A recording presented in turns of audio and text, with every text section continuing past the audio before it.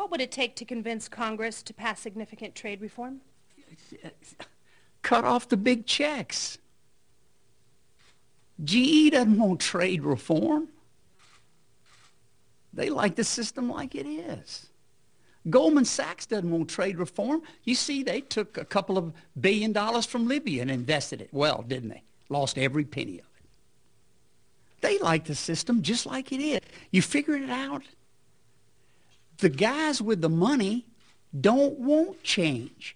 They just want power.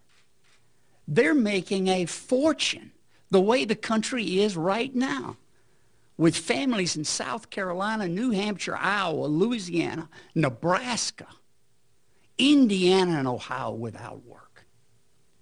And no one seems to care. I listened to the debate the other night with my colleagues, 8 of them running. I didn't hear a specific jobs plan, not one.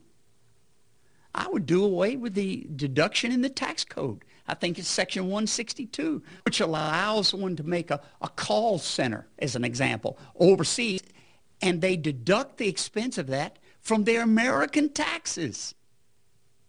It ought to be changed. We ought to defend our jobs. Corporations are free to move and do what's in their best interest. But I think it's in their best interest for America to be strong again. That's what I believe. Maybe I'm old-fashioned on that. And I'm a global guy. I've been to China more times than there are people in this room.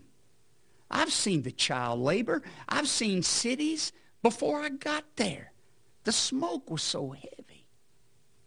The acid was so strong. There are no standards. And I'm not putting Walmart down. They're a distributor. They've profited from that. That's fine. But we need to make something again. And we need to dare say a level playing field. And there are ways to do it. I've mentioned 2 already. The deductibility of foreign expenses and the foreign tax credit. There are others. I don't want to give away my speech in a few days, but we're going to outline. And it will be controversial. I admit that. But I think it's right for a president to stand up for our jobs. I think it's the right thing to do.